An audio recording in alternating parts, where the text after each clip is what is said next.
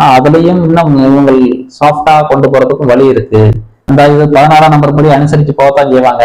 ஆனா கூட்டு number minus ஆயிருக்கு. இந்த பிரமிடு நம்பர் மட்டும் நல்லா இருக்கு. அப்ப இவங்க இதை காட்டிலும் கொஞ்சம் அனுசரிக்கிற மாதிரி இருக்கும். அந்த நம்பர் 7ஆம் நம்பர் வந்து ரெண்டு பேருக்கும் ஒரு கருத்து வேறுபாடை கொடுத்து ஒரு 2, 4, 7, 8ல 4, 7 தான் டைவர்ஸ் ஸ்பெஷல் அதிகமா இருக்காங்க. அந்த 7 இருக்கிறதுனால ஒருவர் ஒரு நம்பிக்கையில்லா தன்மை கொடுத்துரும். இங்க ரெண்டு பேரும் பாசத்தை ஓவரா காட்டுவாங்க. நீ ஏன் வலிக்குவா, நான் ஓ வலிக்கு வரேன்னு சொல்லி பிடிவாதத்தை கொடுத்து அது பலன்றது. இந்த நம்பர் டஃப்பான நம்பரா இருக்கு. ஆனால் இந்த மாதிரி நம்பர் வந்தும் இந்த 5ஆம் நம்பர் வந்து இதுலயும் 2, 4, 7, 8 வராம கூட்டு நம்பர் அது வந்துட்டாலும் ஒரு நன்மையாக இருக்கும். ஒரு உதாரண நம்பரை போட்டிருக்கேன்.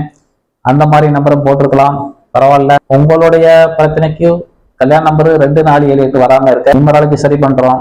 இதுக்கு உள்ள நியூமராலஜி தான் அங்க போட்டிருக்கோம். அதனுடைய ரகசிய நம்பர் எல்லாம் இதை காட்டிக்கிட்டே இருக்கும். இதெல்லாம் என்னத்தையா நம்பரை போட்டிருக்காங்க அப்படின்னு புரியலன்னா நம்ம பழைய ப்ரோக்ராம்ல நியூமராலஜினா என்ன, பிரமிடுனா என்ன அந்த விளக்கம் பூரா கொடுத்துருக்கேன். நீங்க அதை போய் தெளிவா பார்த்துக்கோங்க. இப்ப டேட்டா படுத்துக்கும் அதே மாதிரி நியூமராலஜினா என்ன, பிரமிடு நம்பர்னா என்னங்கிறத ஷார்ட்டாவே போட்டுக்கோம். நம்ம பல விஷயங்களை ஒரு 1.5 வருஷமா கொடுக்கறதுனால என்ன போட்டதே இவ்வளவு விளக்கம் கொடுத்துக்கிட்டு இருக்காங்க, தேவையில்லையேங்கிற மாதிரி இருக்கிறதுனாலதான் இது ஷார்ட்டாவே போட்டுக்கோம். இதுலயும் சாஃப்டா போறதுக்கு நம்ம அந்த அனுசரித்து போற நம்பரை கொடுத்தாலே சரியா வரும். இன்று 3 பேரை பத்தி விளக்கியிருக்கோம். திருமண பொருத்தம் சரியாக அமைக்க ஜாதகம் அல்லது நியூமராலஜி எது முக்கியம்? இப்ப 2ல உங்களுக்கு நியூமராலஜி முக்கியமா, ஜாதகம் முக்கியமா? இந்த தலைப்புல பார்க்கல நியூமராலஜியும் பார்க்கணும், ஜாதகமும் பார்க்கணும். அப்படி பார்த்து அமைச்சாதான் கடைசி வரைக்கும் இதை விட ஒரு யோகமான ஒரு வாழ்க்கையை அவங்களுக்கு அமைச்சு கொடுக்கலாம்.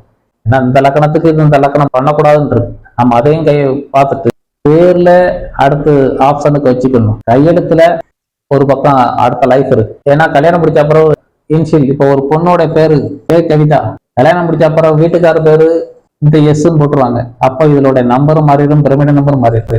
அப்ப இதுக்குரிய ஆல்ரெடி இருக்கிற நம்பரை தான் சொல்லிக்கிட்டு இருக்கும். கல்யாணம் முடிக்கிற என்னென்ன பேர் கையெழுத்து போறாங்களோ அதை மட்டும் சொல்லிடும்.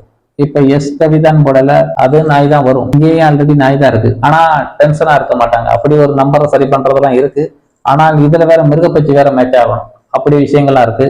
கல்யாண தேதியே சரி பண்ணணும், பேரை சரி பண்ணணும். எல்லாம் நம்ம வந்து பிள்ளைய வந்து என்ன பண்றோம், கல்யாணம் முடிச்சாச்சு அவ போய் வாழ்ற இடத்துல போய் நல்லபடியா இந்த இதை பொறுப்பை முடிச்சிட்டு நினைச்சு விட்டுறீங்க.